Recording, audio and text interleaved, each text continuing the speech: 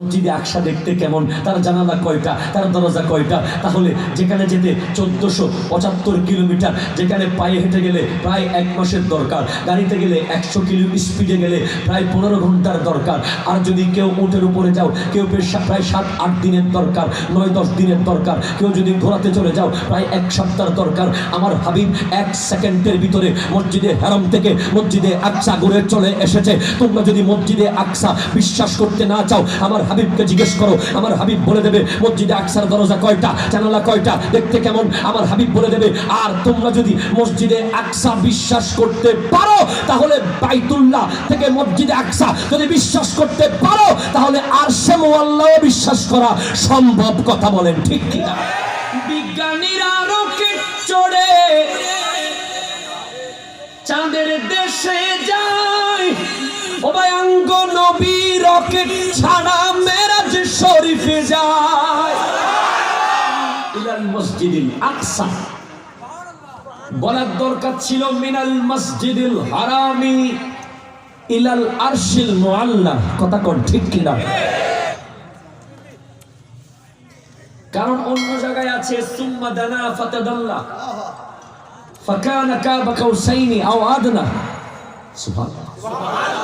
আমি আমার হাবিবকে 2 ধনুক পরিমাণ কাছে এনেছি। সুবহানাল্লাহ। 2 ধনুক পরিমাণ কাছে মানে এটাও বিশাল রাজ। 2 ধনুক।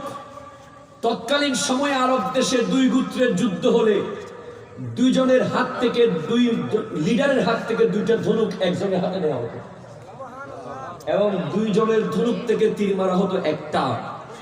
আমার আল্লাহ বলে দিলেন আজকে হাবিবকে আমি 2 ধনুক পরিমাণ কাছে আনলাম। মানে তায়েফের মাঠে হাবিবকে যে কষ্ট তোমরা দিয়েছো, তোমরা কি মনে করেছো আমার হাবিবের কেউ নাই? ওনার চাচা ইন্তেকাল করেছে মানে উনি এতিম হয়ে গেছে। ওনার কলিজার টুকরা বিবি সৈয়দা তৈয়বা তাহেরা জাহেদা খাদিজাতুল কুবরা রাদিয়াল্লাহু তাআলা আনহা ইন্তেকাল করেছে। উনি দুদমা হালিমা সাদিয়ার কাছে গিয়েছিলেন। সেখানে তোমরা তাকে পাগলা কুকুর লেলিয়ে দিয়েছো, পাথর মেরে রক্তাক্ত করে দিয়েছো। মনে করিও না হাবিবের কেউ নাই। আজকে থেকে হাবিবের ধনুক আর আমি আল্লাহর ধনুক একসাথে আছে, তীর পড়বে একটা। কথা বলেন ঠিক কি না?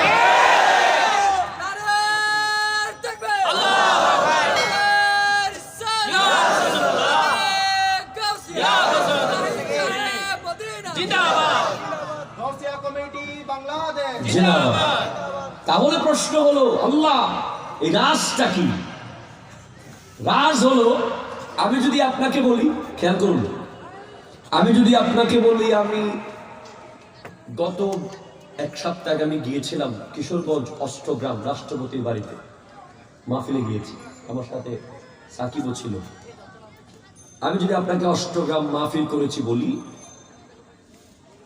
গিয়েছি এবং বলছি, আপনি বিলিভ করার একটা সুযোগ আছে। কেননা অষ্টগ্রামে কিভাবে যেতে হয়, 5টা ফেরি পার হতে হয়। আমরা 5টা ফেরি যেদিকে যেতে হয় সেদিকে যাই নাই, 2টা ফেরি যেদিকে যেতে হয় সেদিকে দিয়ে গেছি। মাননীয় রাষ্ট্রপতি আব্দুল হামিদ স্যার গোটা দুবাইয়ের মতো রাস্তা করে দিয়েছেন।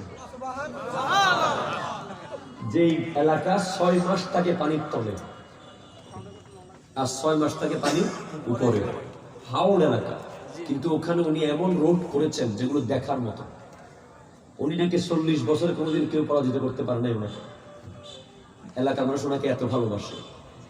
যাই হোক, আমি আপনাকে বলছি, এখন আপনি আমার কথা বিশ্বাস করার সুযোগ আছে, কারণ আপনি চাইলে গাড়ি একটা নিয়ে অষ্টগ্রাম গিয়ে ঘুরে আসতে পারবেন। জয়নুল আবেদিন কাদের সাহেব বলেছেন যে 5টা ফেরি পার হতে হয়, দেখি সত্য কিনা।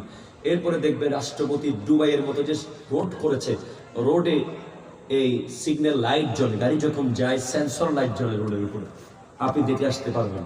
কিন্তু আমি যদি আপনাকে বলি আমি গত 3 মাস আগে আমেরিকার ফ্লোরিডায় একটা মাহফিল করে আসছি, আপনি বলবেন বোম্বার কথা কেন ঠিক কিনা বলেন? কেন আপনি বলবেন ফ্লোরিডা বেশিলা হইলে ফোন নম্বর দিন? আপনি আমাকে বলবেন একটা বিল্ডিং হইলে সাদা সাদা ব্যাখ্যা।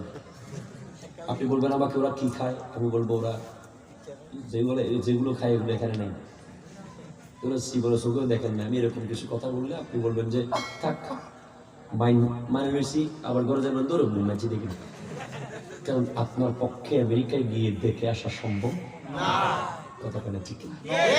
কিন্তু আপনার পক্ষে অষ্টগ্রাম গিয়ে দেখে আসা সম্ভব। আমি যদি আপনাকে বলি নতুন ব্রিজের উপরে এতটা পিলার আছে, আমি দেখে আসছি একটু আগে, আপনি বিশ্বাস করতে পারবেন, এখন গিয়ে দেখে আসতে পারবেন। অথবা কেউ দেখে এসেছে এরকম মানুষকে জিজ্ঞেস করতে পারবেন। কিন্তু আমি যদি আপনাকে বলি গুলশানের একটা বিল্ডিং এর নিচে এতগুলো পিলার আছে, সেটা আপনার পক্ষে জাস্টিফাই করা সম্ভব নয়। আমার আল্লাহ কত বড় কারিগর, কত আজিম শান আমার আল্লাহ কারিগরি দেখুন।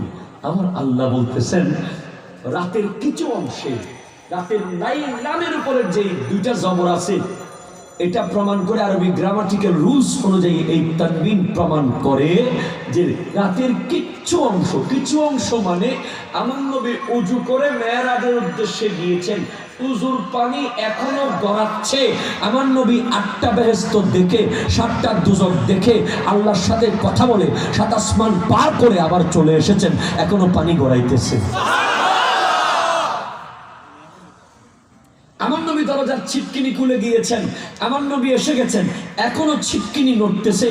এত কম সময়ে নিতে পারেন কে? আরো জোরে বলেন কে? এত কম সময়ে কেমনে গেল যদি বলেন, তাহলে আল্লাহর ক্ষমতার উপরে আঙ্গুল তোলা হয়ে যাবে। কথা কন ঠিক কিনা? রব্বুল আলামিন পারে কি পারে না? আরো জোরে পারে কি পারে না?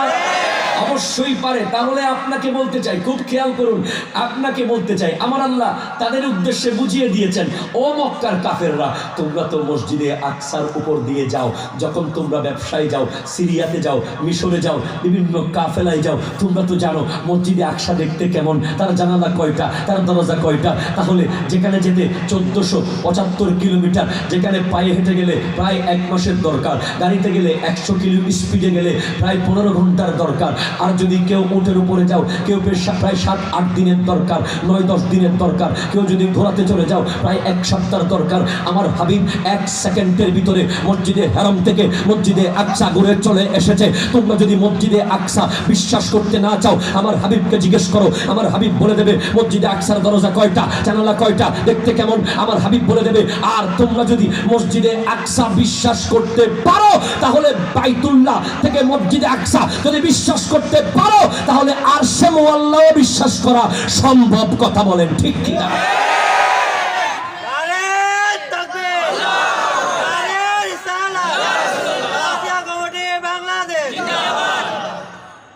ঠিক কিনা? যেখানে 100 কিলো স্পিডে গাড়ি চললে যদি 15 ঘন্টা লাগে, সেখানে যদি আমার নবী চোখের পলকে ঘুরে আসতে পারে, সেটা যদি বিশ্বাস করানো যায় কাফেরদেরকে, তাহলে লা মকানও বিশ্বাস করানো যাবে।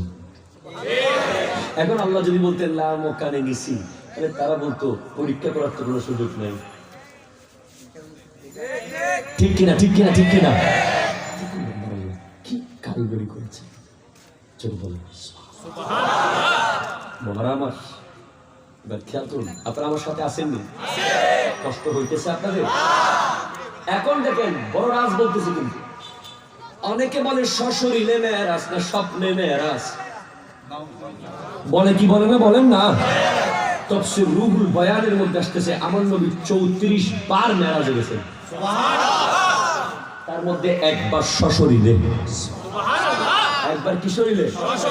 সশরীরে। এখন সেটার প্রমাণ কোথায় আছে? প্রমাণ হলো বিআবদিহি। আমার আল্লাহ বলতে পারতেন বিনাবিহি, বিনাবিহি। ঠিক কি না? নিয়ে গেছেন নবীকে, বলতেছেন আব্দকে নিয়ে গেছেন, কাকে? নবীকে। কিন্তু বলতেছেন আব্দকে নিয়ে গেছি, বান্দাকে। বিশাল কারিগরি আছে। কারণ কি? কারণ নবী হওয়ার জন্য বডি শর্ত নয়। আরো জোরে বলেন। কিন্তু আব্দ হওয়ার জন্য 2 পা, 2 হাত, 2 চোখ, 2 কান, 2 নাক লাগে। ঠিক কিনা? কথা বলেন। নবী হওয়ার জন্য দুই পা, দুই চোখ, দুই কান লাগে না। যদি বলেন কেমনে হুজুর? আমার নবী বলছেন কুনতু নাবিয়্যা ওয়া আদামু বাইনার রূহে ওয়াল জাসাদ। আদম যখন বডি আর রূহের মাঝখানে, কুনতু নাবিয়্যা ওয়া আদামু বাইনাল মাই ওয়াত তিন, আদম যখন মাটি আর পানির মাঝখানে, তখন আমি নবী। তাহলে বোঝা যায় হাত তৈরি হয়েছে, পা তৈরি হয়েছে, স্ট্রাকচার প্রথম তৈরি হয়েছে আদম আলাইহিস সালাম থেকে। তার আগেও আমার নবী নবী ছিলেন। তাহলে আমার নবীর শরীর বডি মুবারক কেমন ছিল খোদা জানে, নবী জানে। सुभान खुदा की असमतें क्या है, मोहम्मद मुस्तफा जाने, और मकाम मुस्तफा क्या है, मोहम्मद का खुदा जाने। আরো কি বলেছেন আমার নবী? ইন্নী ইনদাল্লাহি মাকতুবুন খাতামুন নবিয়্যিনা, আমি আল্লাহর কাছে শেষ নবী হিসেবে লিপিবদ্ধ ছিলাম। ওয়া ইন্না আদামা লামুনজাদিলুন ফি তিনাতিহি, আদম আলাইহিস সালাম ছিলেন তার খামিরের ভিতরে। সুবহানাল্লাহ। কিসের ভিতরে বলেন না? খামির তৈরি হচ্ছে আদম আলাইহিস সালামের। আমার নবী তখনও নবী। সুবহানাল্লাহ। তাহলে এবার আমি আপনাদেরকে বলতে চাই, তাহলে আমার আল্লাহ স্পষ্ট করে দিয়েছেন বিআবদিহি বলে, মানে কি আমার নবী সশরীরে মেরাজে গেছে। সুবহানাল্লাহ। আপনাদের কষ্ট হচ্ছে? দর্শক আল্লাহুম্মা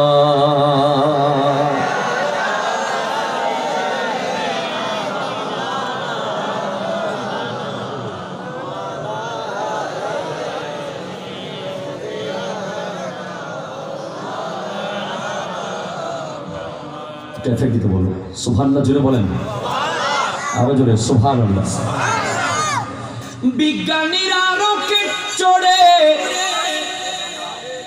চাঁদের দেশে যায়, ও ভাই অঙ্গ নবী রকেট ছাড়া মেরাজ শরীফে যায়। সেই যুগে কি রকেট মকেট হেগিন ছিলনি, বিজ্ঞানীদের বিজ্ঞানী অঙ্গ নবীজি। আরো জোরে বলেন না। আবু বকর সিদ্দিকের হাফে কামড়াইছে, ও ভাই অঙ্গ নবীর মুখের থুথুই ফালা হয়ে গেছে।